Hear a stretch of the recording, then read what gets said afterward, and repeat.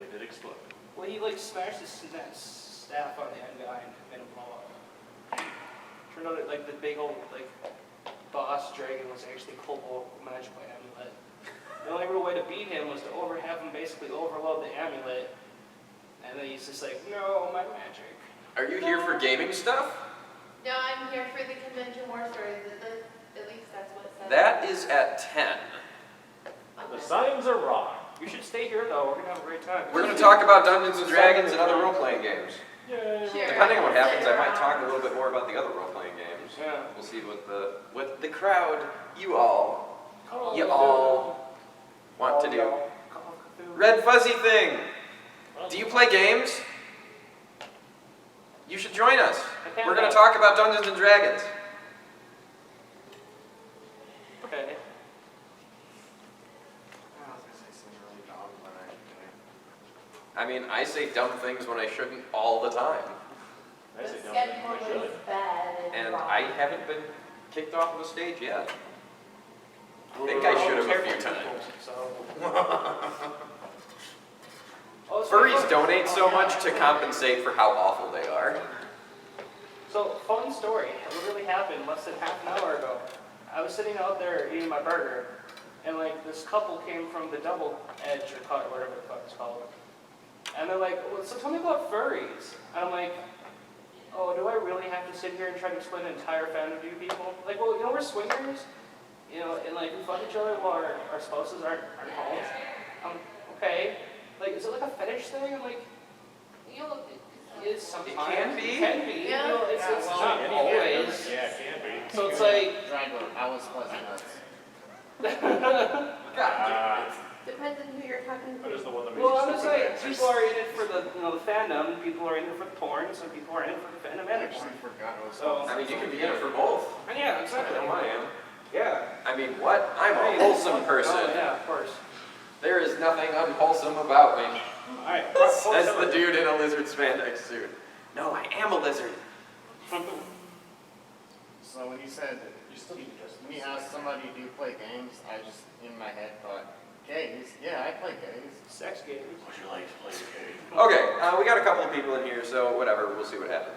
The brief overview of why I'm hosting a panel like this. I've been playing role-playing games, especially variants of Dungeons & Dragons, for, can I math, for 18 years?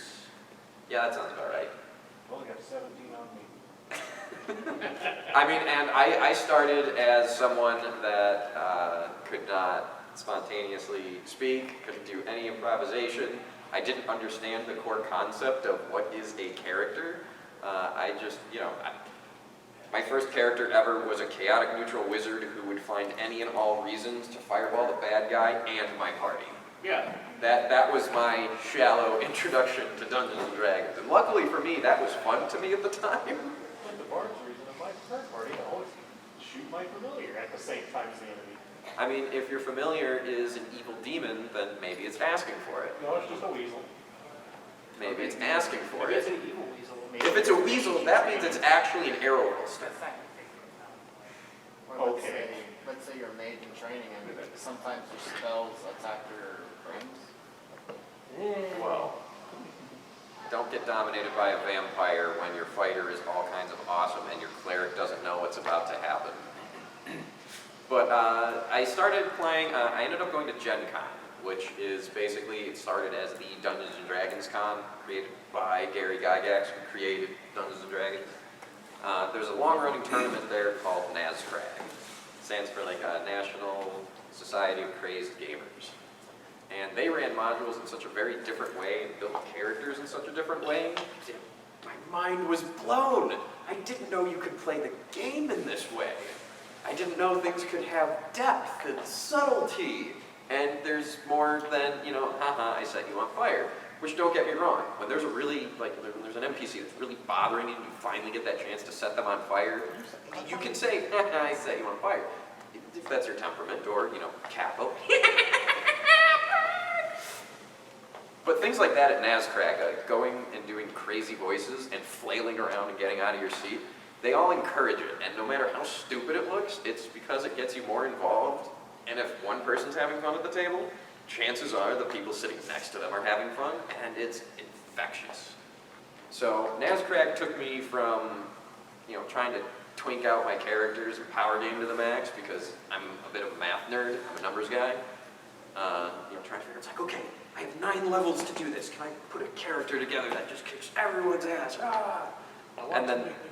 And then the GM's just trying to come up with stuff that's legit within the rules that actually counters what you do, and it was very combative between myself as a player and the GMs I had. Or on the flip side, when I was running stuff, I'm like, oh, all right, I'm gonna concoct all of these unwinnable scenarios. Ha ha ha, screw my players. Yeah, that's not fun for the other side. That's particularly bad when you're a GM and then there's 4 unsatisfied people on the other side of the screen. So Nazcrack, their style of game was way less on combat, way more story focused, and it was silly. They wanted everyone to, if you imagine your character is having a pirate accent, even though the setting has nothing to do with pirates, they'd rather have you do some silly accent and commit to it, because then you're just not doing you. You're doing something that's helping build some kind of shared illusion that we're all participating in this game. Accents aren't required. If you can't do them, you can't do them. But you should still try anyway, and even if it's bad, it starts getting you into the mindset for it.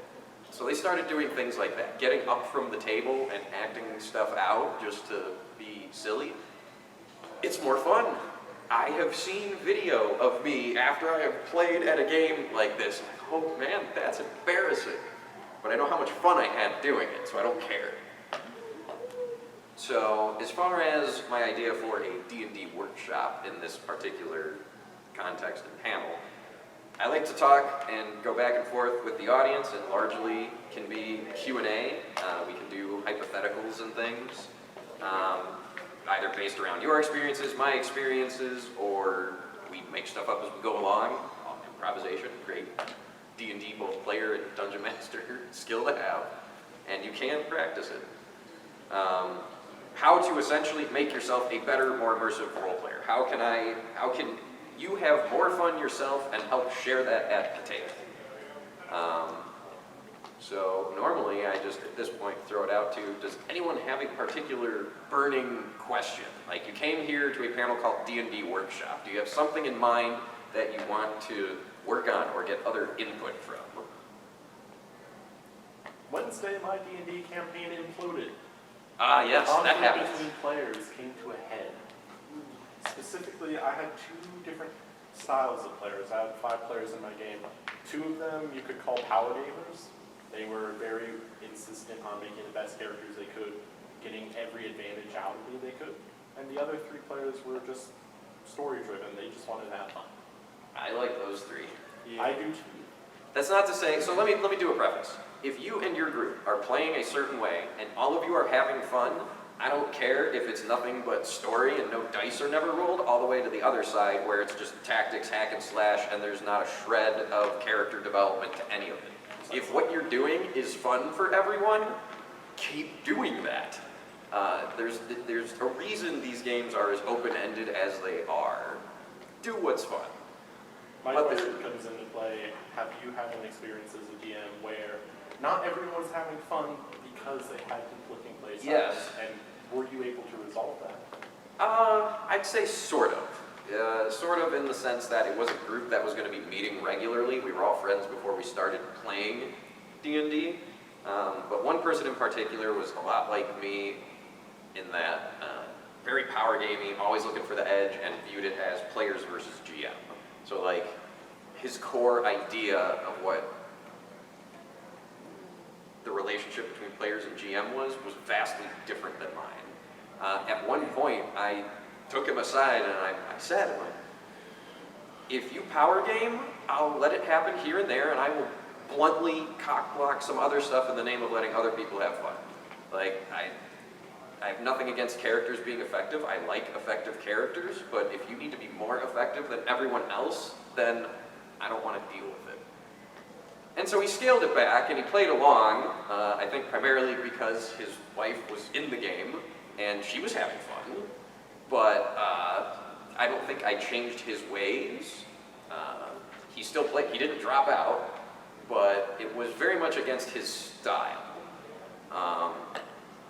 You know, I wasn't, the way I brought it up very much was, you and I see how we play this game very differently. As the GM in this particular case, this is how I'm going to run this game.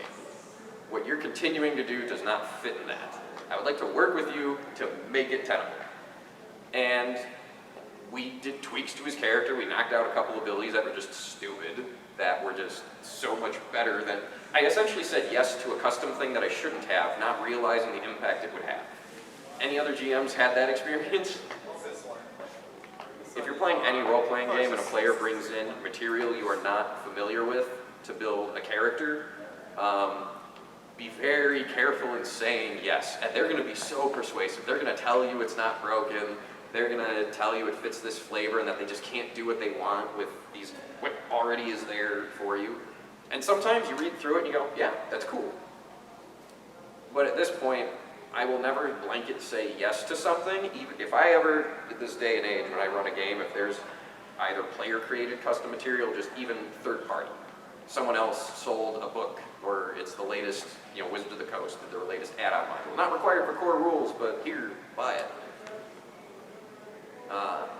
If I do say yes, it comes with an asterisk, and that if I realize something has turned into an unbalanced situation that is affecting the players at the table and the amount of fun people are having, I reserve the right to knock it down a peg or tweak it. You know, work with you to either swap something out or reduce the negative impact it's bringing to a game. At this point, I'm actually going to switch to just some survey questions. So I'm just going to go between each of you. What's the primary, and if you have a secondary game system you currently play? Call of Cthulhu. Nice. Don't know what the version. Pathfinder and 5th edition. G 3.5. Don't play, but I know about. Do you know about what version you think that you've been acquainted with? Or it's more of just like the lore and the classics of D&D? Basic knowledge. Okay. 5th edition for the most part, and I've dabbled in Pathfinder, but I think we broke up at that time. GURPS and Nectar. GURPS and what? Nectar. One more time. Nectar. Are you just recording or do you actually play? I don't play. Well, you should, because it's fun. So we've got a lot of Dungeons & Dragons. We got a couple. Call of Cthulhu can be very interesting. I've only played it like twice in all my years. I've found it's hard. Oh yeah. It's hard to find groups. It's hard to run one cold. It's hard to be successful because everything is stacked against you. Well, that too. It's a low fantasy game. Well, yeah. You're not powerful in the Cosmic slightest. horrors that you can dispose of with a shotgun if you're lucky. It's a survival Yes, horror yeah, it's- game yeah, than it horror. is. I'm a badass hero. You're No, gonna fail you're not. eventually, but you just try to prolong the failure as long as possible. You are an insane, stressed out fart in the wind, and you will soon die. Yep. And if you're not insane yet, you will be. Yeah. And that's me. You die. Red Panda person, do you play any role-playing games? Started a D&D campaign like 3 weeks ago.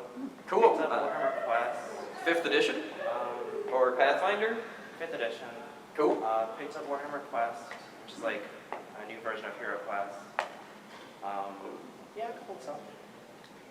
Are you a player or a GM for the 5th edition game? Just a player. What you playing? A monkey. I'm a monkey charlatan. A monkey charlatan? Yes. That sounds wonderful. All he does is just walk around and disguise himself and climb trees and shit. I think I've attacked like 3 times out of like 4 sessions.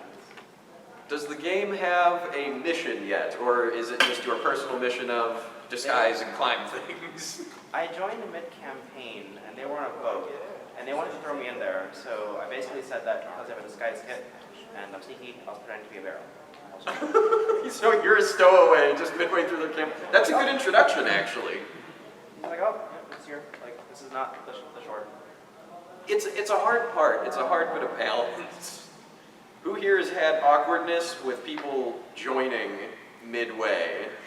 Every week. Because I primarily play at Joining, Adventures League, so dropping everybody out. comes and do every week. Rejoining. It is, there are varying levels of dealing with that, and I've tried just about all of them, and I'd say for the most part it's week to week, it's even week to week specific on how you want to handle it.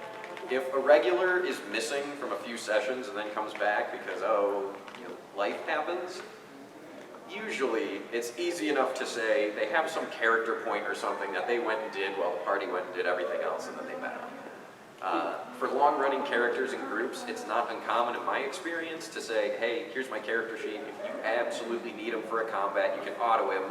Otherwise, you essentially pretend he's not there. It's basically, if you're only playing in a 3 or even a 4-player group and your only source of melee is gone, sometimes you still try and deal with it because that's an interesting challenge.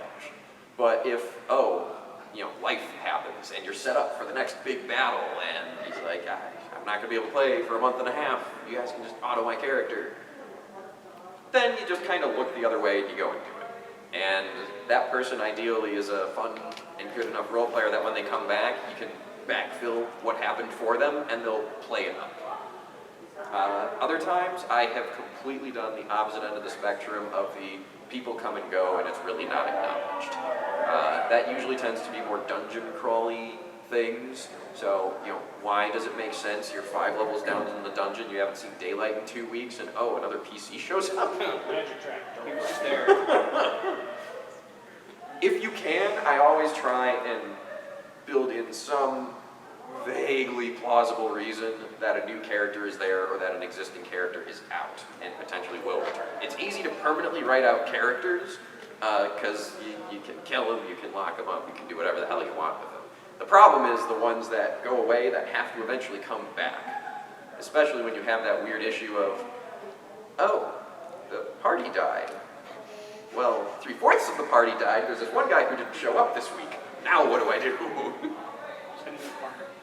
And in that case too, I actually had a group where second session party completely rolls a TPK. It's a mix of their tactics were completely and utterly bad, and mixed with I rolled incredibly well. The experiment with the game in this particular case was me as the GM was always going to roll all of my dice in front of the screen. Basically, we're playing high risk. Whatever the dice say goes. Normally, it's not uncommon. It's actually encouraged for GMs to fudge dice rolls if it makes dramatic and story sense. This game was a dungeon crawl. Screw it. Dice in front. And here I am. They're supposed to be fighting some young blue dragon, and then they all, twice, all 3 of them got in a line. And blue dragons shoot lightning bolt breath weapons. So I bolted them for 80% of max damage twice. Oh. Game was over.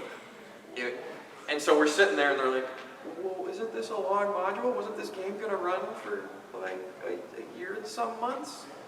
So the next week we essentially soft rebooted. All your characters are dead, make a new one at the same level. They even had the option of keeping the same characters. Like, they kept the same sheets, is ultimately what it boiled down to. And each of them basically had a silly little tie-in for, and in my backstory I forgot about this sibling that's alive and that's gonna go crusade in the name of their dead sibling. Those are the best kind of characters. One character in particular, these are like these great moments. Coming up with a silly name, even if it doesn't really mean anything, if it's just fun and different to say, it's great. If you have a paladin named Carl, alright, yes, I get it, he's German, you spell it with a K. That's nowhere near as interesting as having a character named Felicia Wunderkratz. And has this whole royal air about their last name. They're not royals in this game. And at one point, the guy playing her, she's trying to bluff and bribe and get her way through, like just how fabulous and awesome she goes. It's like, what's so special about you? She goes, to the guy who sent the previous party out on the mission to the dragon, I'm a Wunderkratz. To which I get to go, yeah, didn't one of you die? Just having fun deflating at the character at player's expense. And because we were all having fun, it was a good laugh. You know, it wasn't being overly cruel. Everyone's characters died. Whoop-de-doo. So, I rambled enough on that. What does someone want to bring up or ask about? Various systems I've played to potentially seed things and questions about that. Every Dungeons & Dragons version, including the Abomination that is 4th edition. Hey, 4th edition has its ups. Not all ups, there's a lot of downs. Yeah. Savage Worlds I really, really like a lot, especially I've done different themed games with it. Savage Worlds is like a base template system, and then you can use that for running a Western Cthulhu horror game, which is Deadlands. Or you can run it as a 1940s World War II pulp action Indiana Jones adventure. We literally played one called Rocket Nazis. Have you ever played a game with like the groundhog effect, where somebody dies, everybody has to start over from first event, or something like that? I mean, there have been some games and modules that have shown up that have some time loop things, but in terms of like if someone dies, the whole group has to start over, no. I don't have enough time in my life to want to dedicate to replaying modules. It's more fun to have them start over, but make it a joke about it, so it's not fully Yeah. over. Yeah, we just did fast forward through everything. We basically went right back into the battle. And of course they kicked its butt because now they remembered, oh right, Blue Dragon, electricity. Line bad. I've done Star Wars D6, which is really weird. I've also done Star Wars D20. There's this also really weird and loose and freeform game called Inspectors, and it's spelled Spectre as in ghost. And it's very much a humorous system, but it can be played straight. The idea of that one is there is no GM. Everyone who here has been to a Who's Line show. So the game, film noir. During the monologue, someone can step forward and whatever they say is rule of law. They took that concept and built a rules system around it. So your character creation is very thin and intentionally bland at the start. They actually encourage you to pick something more with broader strokes and an archetype for the following reason. As you go through, each player a few times per session essentially has the option in the middle of a scene to perform their action and include someone else and bestow anything on them. Now, it can't be game breaking. That's when I realized they were a god. No. But that's when I remembered he had a false eye. It's a robo-eye. He could see through the door. And now all of a sudden that character has to fill in a reason for why they have a robo-eye in their face and forgot about it up until right now. So you do this to each other. You can do negatives. And you have to be careful with giving out a negative because if you give out something that's heinously bad, vengeance is coming right back towards you. It can be fun. It can also just circle the drain and devolve. Kind of reminding me of a game where you pick a superpower and somebody has to say what the negative of it is. Yeah, it's got some similarities to that. Some quotation or almost only a negative or something. The core plot of the game is you are essentially a Ghostbusters style franchise. So imagine, Ghostbusters continues to do their thing, and there are multiples of those Ghostbuster firehouses all over. And it's your guys' job to essentially field clients that come in. So normally you have one person who they can play, but they're not so much the GM as the shepherd. So they're the one that is just most likely, if your group can't gel and do it all on their own, you have one person introducing more NPCs and try and see where the plot hooks goes. But the group, What's it called again? it's called Inspectors, and it's spelled Spectre a la the ghost. Okay, is this like partially based on Fatal? Wait, no, not Fatal. Not Fatal, Fate. I forget what the relation to it is, because there's some similarities, obviously. This one is meant, so the most successful version of the game I did, you can do them as one-shots, but you want to keep your character. The reason they say broad strokes is if you only have 3 particular traits about you, after the first session, you're ending up at least with 1 more, if not 2. So if you start with a full character, adding more traits can either be contradictory, or it just doesn't gel and it's too much to keep track of.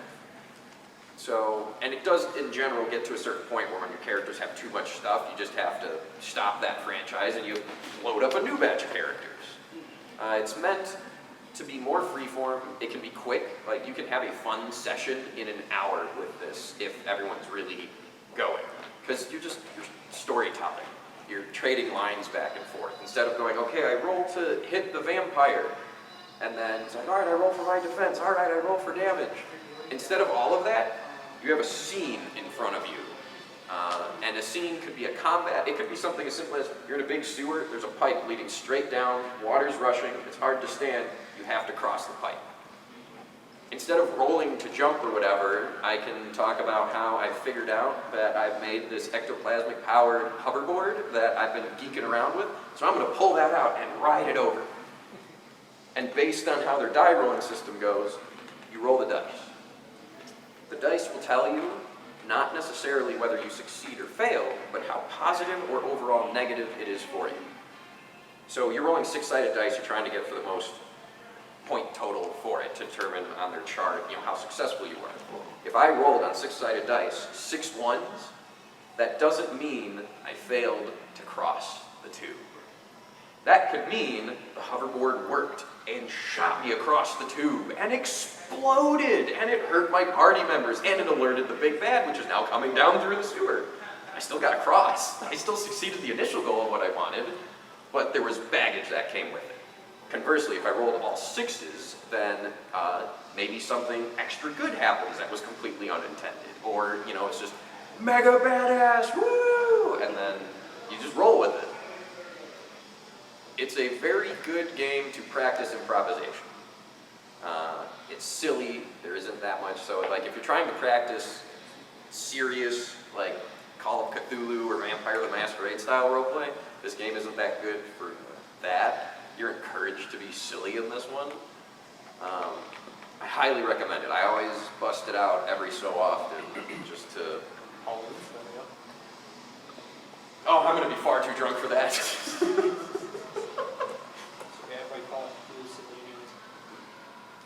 But yeah, what's the time check? I've been rambling. About 25 minutes left. What do other people want to inquire about?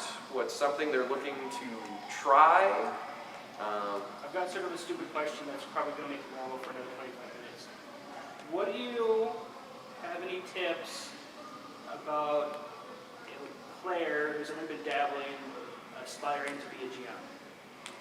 So, anyone in here who is either not been a GM but wants to, or is still very new at being a game master? Okay. So, unless you're really, really, really, really, really good, my advice is most first-time GMs should not run something custom. And by custom, I mean completely homebrew. Run a short module. Doesn't have to be a long one. It can be a long one. Sometimes running your first long module will show you, known ways of structuring things that work as an adventure. Run a module. Run 2 modules if they're short, just to get different styles.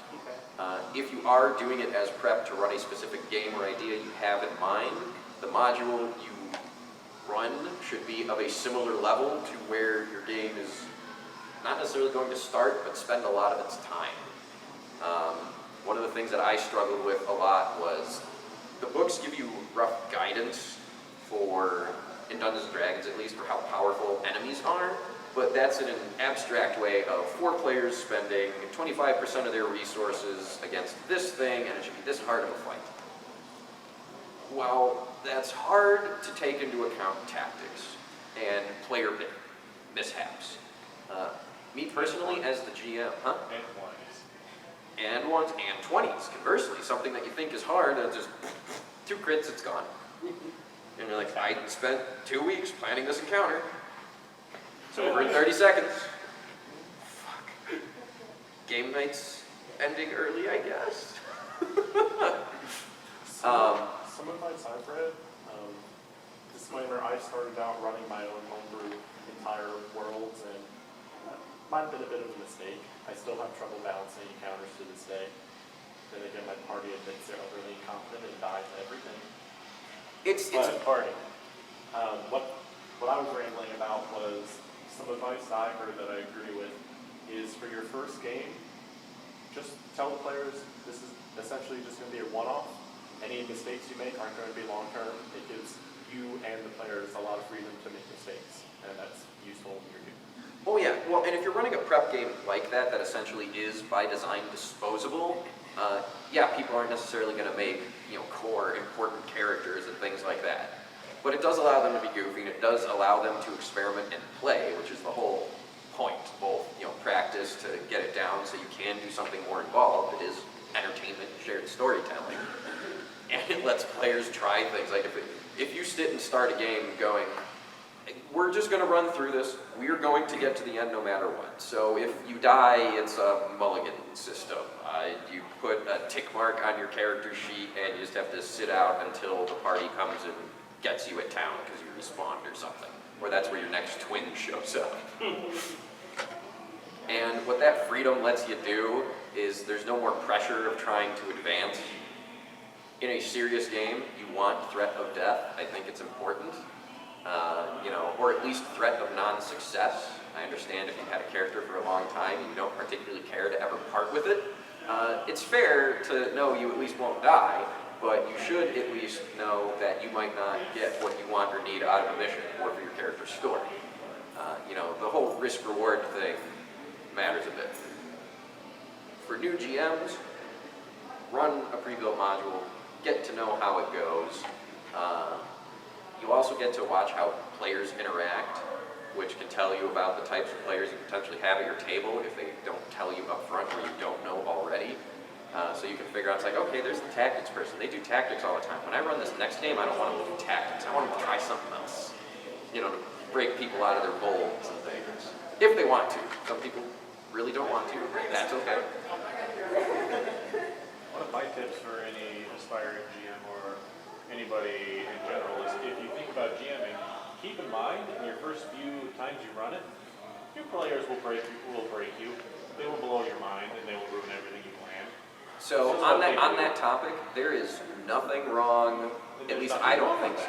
No, in particular, I as a GM, if I can improv and roll with it, I will. I will always try and do that first. But if there's a glaring hole, if it is a giant plot hole that just should not or could not happen, I'll step out of character and be like, okay, that should work, I messed up, we gotta scale this back, we either gotta do over, you gotta do something else, or we're gonna resolve it this way.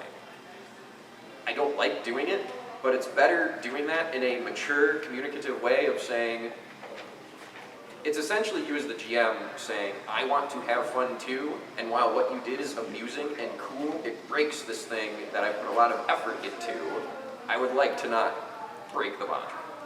If you explain it that way instead of, just going, well, no, you can't do that, and then you're pissing off both sides, you don't want to take pot shots at people when, both sides are just there to have fun. They might think, most of the time, players are sitting there going, okay, this is what we're supposed to do. And you're sitting there going, how did they get that idea?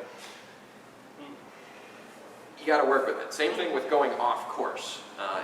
Unless you're willing to improv and just run with it, or you've got a wide enough world or setting that can handle whatever it is they do, I have no problems railroading a party back in because I want to see them complete this story I wrote. It's the running joke of, it's like, it spends 3 months writing a D&D campaign. First session, they kill everyone important to the story. My response to that is, why did the GM let it happen? Yeah. Why is the GM playing with a group of people that can sabotage that much effort? Why are you making it so first session they can beat the big bad evil guy right then and there? I mean, maybe they're not there wasn't enough time for him to get to the big bad. He's just the innocent little townsperson that watches a parent die because of a reckless PC, and that's what makes him grow up to scorn the PCs. But then the PCs decide, oh, well, we killed one, let's kill all of them. Leave no evidence, burn it to the ground, scorch the earth. So that was that question. Anyone got any others? Sure. What's the weirdest RPG system you've ever played, and what's one that you really want to play but haven't been able to yet? The weirdest one, and it really doesn't even, it's very similar to Inspectors. I forget what it's called, blanking out on what it's called. It was some little miniature throwaway thing. The rule book was maybe 20 some odd pages. I don't know if it was officially in the Cthulhu universe, but it was very Cthulhuian horror in style. And it was a game designed for either play by snail mail, play by forum post, or play by email. And the concept of the game is no matter how many people you had, it was done through the age-old storytelling technique of writing letters back and forth. So the framing of it is your characters, your first level, and by first level, like your first interaction or layer of characters are these people that are writing letters back and forth. Now, there's flexibility for it. Even in the rule book, it tells you some letters might be arriving because the person who wrote them is dead and left instructions or contingencies. Some people could be writing these letters actively now, and they're talking about events in the past. It was very strange because there is no GM for it. You just do letters back and forth. And as the letters go, they even tell you, like, the first letter shouldn't start at the beginning of a story. Because of the framing device of someone alive has to have written a letter about something that already happened, you're building the story in the past tense, essentially. You can do some current tense things with the progression of current time in the letters. So what ended up happening with the group that I did this with, we essentially ended up with 3 timelines, and it was really weird and hard to keep track of. There was the present tense of things going on in real time between these characters recapping what was going on in this Cthulhu weird mythos horror story letters. There's the content of what happened in the past, what got them to whatever this current state is. Because we're Cthulhu nerds and because there's various creatures in there that are essentially either timeless or don't respond to time in the proper way, one person from the beginning started seeding things with future prophecies in the letters. So we had the future timeline, the current, and the past. And things got out of sync, and that's why it stopped. I would love to try playing it again. It was very weird. The base idea for it doesn't even really need rules. You just need to have a bunch of people that are all on the same page, and it's like, all right, the structure of the rules is X amount of letters have to go out. You have to make sure you're not sending it to the same human. If you want to change out like what character's writing them or not, you have to make sure, 20 letters in, you bring back a character that's had nothing to do with the story. Like, why? That's just, don't have too many dangling plot threads was another thing that did it. When one person does it, and then another person does it, and then a third person interacts with those and decides to build off of 12 different dangling ideas that people were just leaving in their letters as, that's a nifty mood thing. Kind of spiraled out of control. It spiraled out of control and it lost the sense of plot. It seems like a role of constrained or something. The game might actually be called De Profundis? Maybe? It's been a while since I've done this, but that is the weirdest game I've ever played. It's also the only play-by-mail game I've ever done. Everything else I've either done in person or online, but immediate through instant messaging. I've never done anything asynchronous like that before. Yeah. Did you find it? I found a book.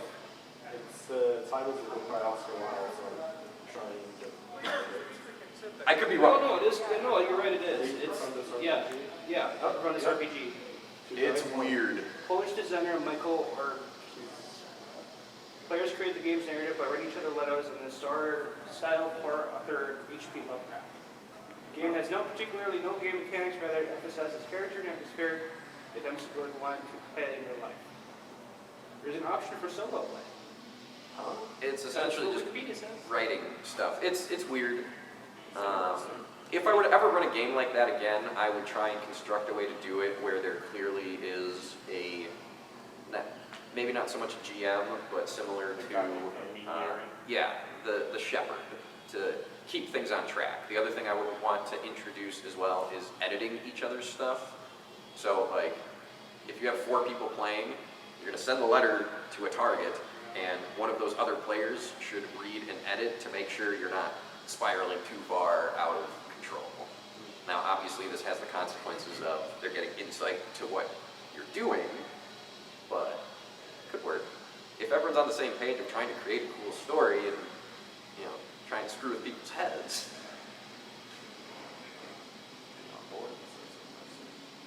Have you ever tried Paranoia? I have not. I want to so bad. Oh, it's so fun. It's so hard to play. Basically, it takes place in like a, say like a sort of a dystopian future setting. Everyone is sort of being looked over by the computer. Your friend, sort of George, sort of 1984, Big Brother's watching you. Don't you have to And praise there's- the computer? No, you play like. Is this the one with the rebellious youth? No. Basically, you play. There's like casts of people, like color spectrums. And Oh, it starts at the bottom cast. Right. And basically, you have lives. Basically, when you die, you spend a clone and you're recloned, and you just it's like silly and madcap and nearly impossible to succeed. Oh, you die a lot, in it, Yes. and you kill each other a lot, Yes, in it, that's- and it's silly. It's You have like a goal, and then you have like a secret, like communist goal that you have to try to succeed in secret. Yeah, basically. Alright, so there's a secret mutant thing. It's really weird. what's the movie that it's similar to where they like retire you? Logan's Is that Run. Logan's Run. Yeah. It's got some theming and such inspired by Logan's Run in it, which is wonderful. Are you guys here for this panel or the next one? I believe it's the next one. What's the next one? More stories, right? What time is it? It's Yeah, almost. like, It's like almost you have 10 like minutes. still 8 minutes. Oh, We're just okay. we'll sit and listen. What else? Are you guys gamers at all? A little bit, yeah. Like Dungeons and Dragons? Yes. RPG? Yes. That's what we're talking about in here. Ah, perfect. What editions do you guys play? 5th. Nice. Is that the first edition you started on? I did, yeah. What about you guys? I played a few other different types of games like Traveler. Yes, I've done Travelers. Which one? Traveler?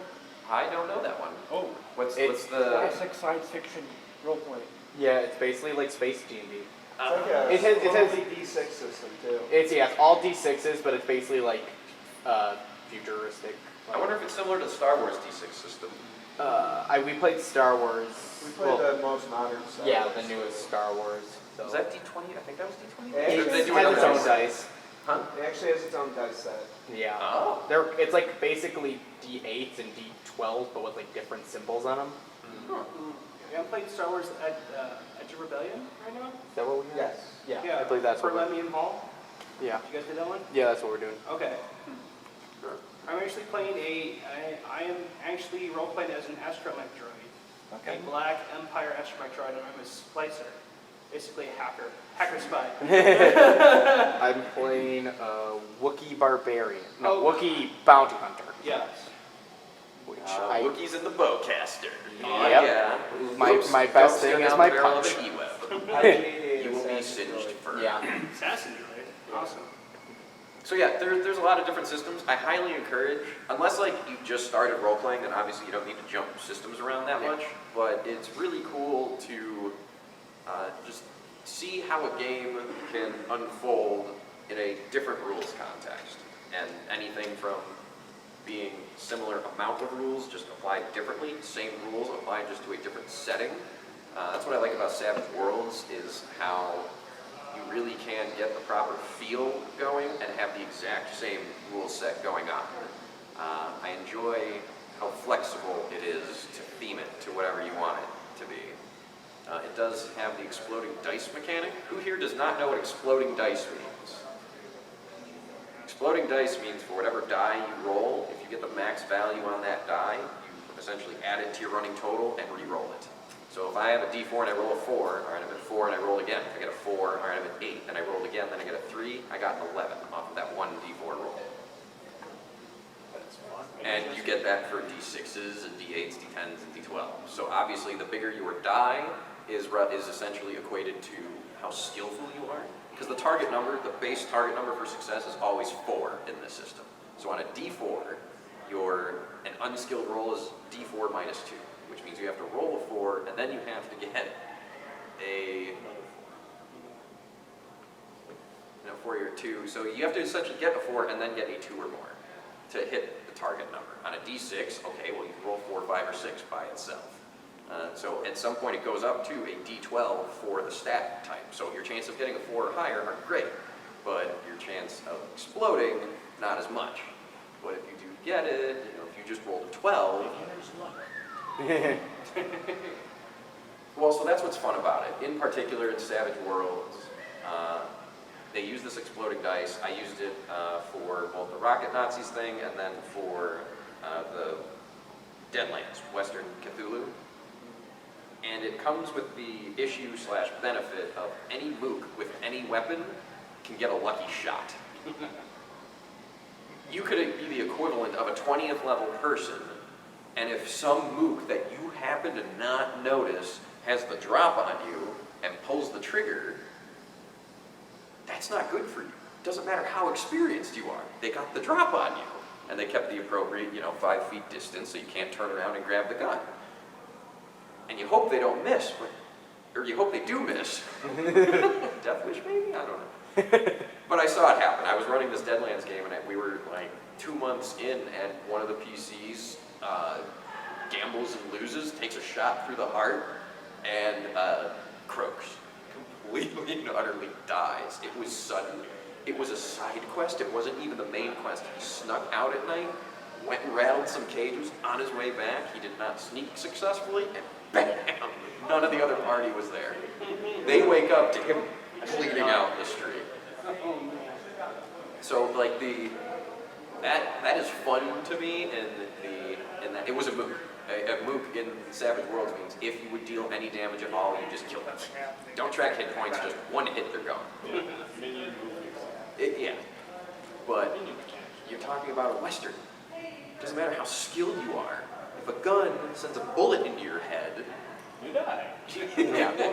Or you come out, or you're like another character, you come out with severe disfigurations, massive penalties to your shooting because it took out your eye. You have seizures now. Robot I earlier. No, the healer, the priest of the group, took a bullet and should have died, but got lucky enough to live. But it started messing with the healing and the casting. I worked in the seizures were directly related to magic use. So that was a very dark game. There was little to no humor in that one. I really upped the horror atmosphere for that one. Even I had to try very hard to not pun as much as I did. Because That must be hard. it really was. I broke the room out of the immersion several times just because I could not stop myself from cracking a stupid joke. Can you run a game without death? Yeah. Nobody dies. It happened. That for the most part is. Do you mean like nobody as in the PCs or nobody as in Players. everyone? Like the NPCs don't even die. Maybe NPCs die, but players die. That is usually the standard. By default, when you're playing a Dungeons and Dragons game, how many people ultimately have stories of, like for any long-running game, oh, and then I died? I do actually have an answer for you. The My Little Pony RPG does not allow for violence. You don't get you don't get it. You try to talk your way out of the fight, and then if you do get in a fight, it's a scuffle, and basically that ends with if you lose, you don't die. You just kind of run away. Okay, that's totally a lie because I saw that clip where Fluttershy murders a bear. Well, yeah, but according to the rules in the book, you're not supposed to. There's no happy death in Equestria. Like, I sometimes, like, before I even start a campaign, I like kind of make stipulations where it's like more serious, where it's like, if you just like out and do something, like, just extremely dumb, I'm going to penalize you for it. So, like, along came this game that I started hosting, and well, the theme was they were a big, like, pyramid, and they were fighting the boss at the very base of the pyramid. And I told them, this is hard D&D. If you make a decision that's bad, I'm not going to tell you if you run with it. So when 5 players made the decision, we were just like, if we just destroyed this temple and brought the entire temple down on the monster and killed the monster. And as Dungeon Master, I was just like, yeah, it would. So I just let him go with it. They destroy the temple, like, yes, we destroy all the supports on the temple. And the temple falls on them, and most all of them die. They had like one person as a druid that was able to wild shape into a drake or a creature that could burrow out. But that was about it. Like, save one of the player. TPKs are a wonderful thing. I mean, I've been part of them. I've been in the group where I'm sitting there going, oh, I see the error of our ways. I should start writing the epitaph. No, it was funny. One of the times, I usually play at Adventures League for D&D 5th edition. The thing that was funny is, we had to fight a young black dragon. Now, there were 5 of us, we were more than capable of fighting the young black dragon. However, everybody stood in a bunch except for my guy. The first thing that happened was it breathed on everybody. 2 of them immediately died. Just straight up right there. I had a scroll of Expedition Retreat. Bye! There very much is and you have to measure the temperament of your group for it. If it's a bunch of new people playing D&D, it's a bit fun to have the learning lesson of, oh, we should learn tactics. Yeah. But then on the flip side, sometimes there's groups that do not care about tactics at all. I describe it as the breakdown or contradiction that you, as this fleshy meatbag playing this game, is controlling a character that is, by all counts, a grandmaster tactician when the human behind it is not.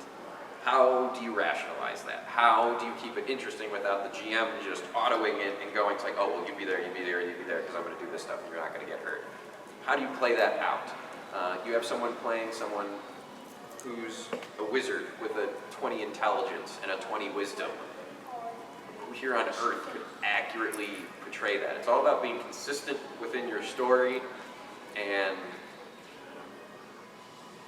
being at least aware and acknowledging that just because the player directs their character to do something, at some point it's okay to, slide a DM note or something, be like, hey, your character realistically would never, ever, ever do that because of these reasons. I don't like telling players what their characters should and should not do, but if I know the character, the player knows the character, and it's just a simple player mistake, okay, it's a player mistake, fix it. Sometimes we do more tactics-based games where it's like, whatever you do as a player dooms your character. That is your fault and your problem. But it's expectations. It's what players have, it's what the GM has. What time is it? You have until Apply shows up. Basically. We're already over time. Oh. Yeah, Go ahead. I mean, last I heard, he was doing some drinking at the swim-up bar or something. Like I said, you have until he shows up. But yeah, there was and a lot of one of my DMs does it a lot where it's some half is on my fault, half is his. Of course, in some of my D&D games, I play as small furry creatures. So my DM will have like monsters like attack me just because they'd be like, ooh, this is a yummy snack. So in his games, I have died 3 or 4 times just in his game alone. There was one of them was like I joined his game with a character I haven't played in a while, and I didn't like him, so I was just like, just kill. I don't care. Kill him. I'll make a new one. So we kill him off, and everybody in the group makes a joke, being like, it has been 0 days since I died. And yes, it became that. So then the next week, literally the next week, I have a new character. It's a kobold sorcerer. I go and I start playing it, and he suddenly, for some reason, is on this bloodlust, even though he just killed the character last week, which was me. He goes on this bloodlust. He's like, I'm going to kill one of you. Which one do you want to kill? And our cleric goes, oh, I'll just revivify them. Okay, cleric, you die. I'm like, you know what? I'm standing next to the cleric.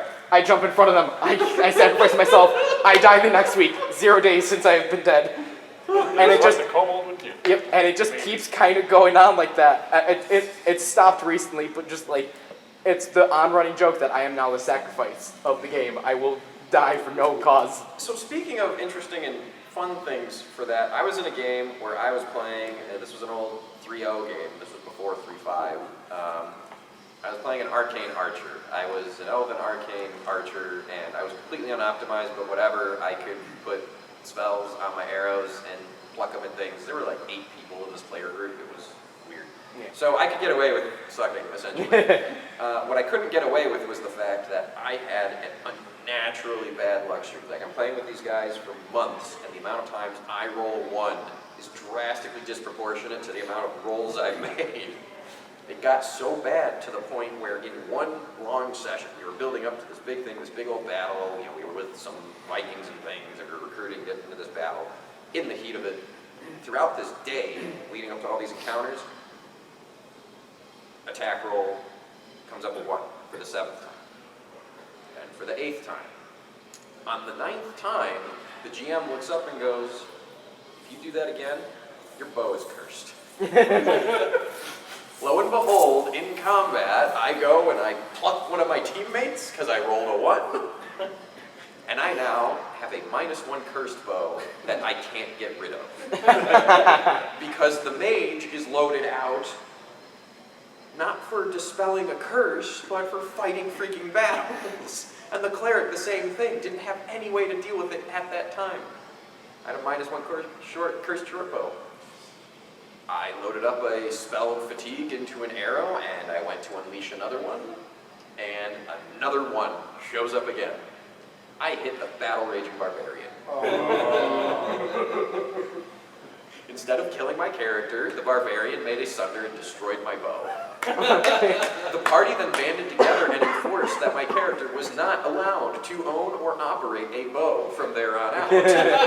This technically negated a core tenet of my character. I'm an arcane archer. I was just arcane. No, and I would try and sneak stuff. It got to the point where the barbarian would knock me out before encounters. But one of the other characters who liked me would like always sneak in and like sneak a small little healing spell to wake me up. But that's something that just straight up luck of the dice got turned into a character. It ended up getting built into the story that my character attracted curses. Just throw arrows at people in green. I did that too, and I still rolled 1s. I've had a player with that bad of luck before. Yeah. Well, and that's also similar to the. I mean, in Dungeons and Dragons, a 1 means auto failure for an attack roll. His worst was like he ended up like impaled by stalactites and then frozen.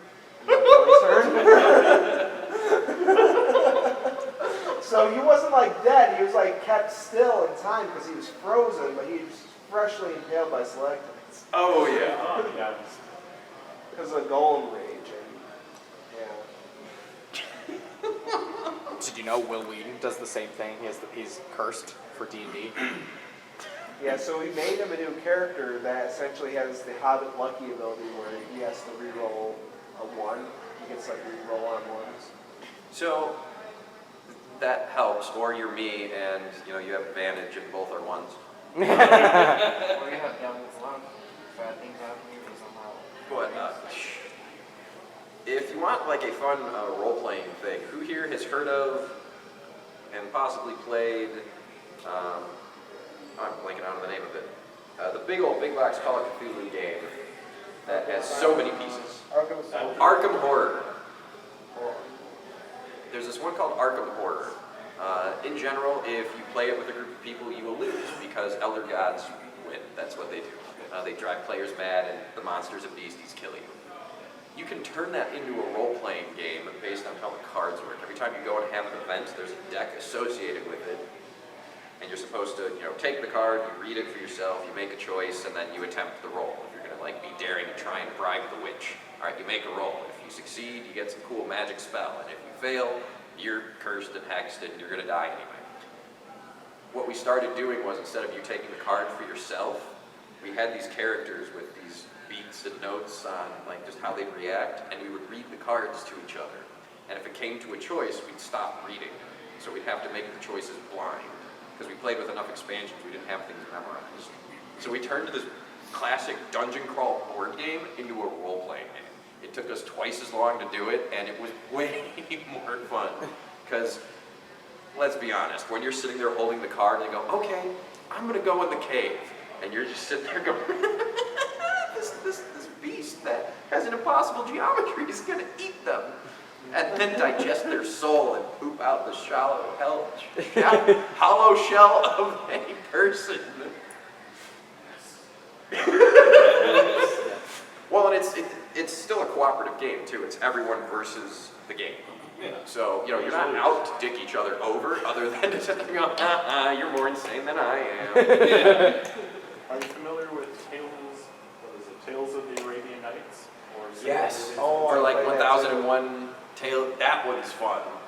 I ended up like in jail most the entire time, and I still almost won.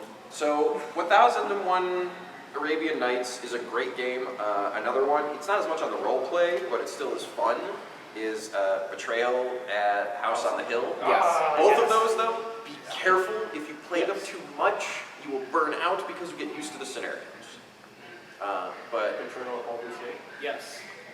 Have it. I Actually, didn't even know it exists. Yeah, they just It's the basically. D&D Yeah. Betrayal. They took Betrayal House of the Hill and slapped D&D over it. It And could it be works interesting. pretty well. They changed a lot of the stuff. I like that it's Call of Cthulhu. Yeah. Because, I mean, Betrayal works where it's 4 of you or so playing, and at one point the game is going to transform and people are going to get their missions, and one of you is going to become the traitor, or it's Yeah. every man for themselves. Tons of fun. You get to yell angrily at each other and curse the dice when they inevitably fail. Yeah. I was literally just playing that last week, and I got a scenario where I was the traitor, and I got a scenario where basically, like, there was, like, no chance that I wasn't gonna win. So I gave the survivors, and it was like their first or second time playing, so I was like, I gave them as much as, like, advantages that they needed, and they ended up winning. But if I didn't give them advantages, they wouldn't have won. So I was like, yep, you win. There you go. You win. You're out of there. Congratulations. Let's see. Who else was listed on Convention War Stories? I have some. Huh? Treble? Oh, our con chair. Where is he? Yeah, the rave ended up starting early, so I don't know if things are just getting like canceled or if the staff are just like, you know what, we're just gonna go there instead. All right, so I'm going to put this out to the audience. I will gladly keep talking gaming stuff. I can also run some Convention War Stories. I've been in a couple, but I don't have an hour's worth of material for that. You can go back and forth. D&D Horror Stories? Oh I my mean, god, That yes. was, We all have those. We all have those. We can all take turns. We can get up here and share nerdery with each other. Are there some people in the audience that don't want any more gaming or Dungeons and Dragons things? It is okay to raise your hand. Because I have no idea what's going on. Oh, we could start a new game and we could start teaching you. One of us. Pull out the board. We have the books upstairs. Let's go. I don't have the brain power to do this. That's a great time to start. Here, roll this die. Kick that dwarf in the beard. No, the other beard. Yes, rip it. Okay, look, we're not sadistic, okay? You can't. Trust me, that's what one of the people's first times they did. They shaved a dwarf. You don't do that. I watched a D&D game online, and there's a magical item, Belt of Dwarven Kind, which allows you to grow a beard. And a Goliath had it, which Goliaths can't grow any hair. So he started growing hair, and he was really excited about it. And then one of the characters shaved half of the beard in his sleep.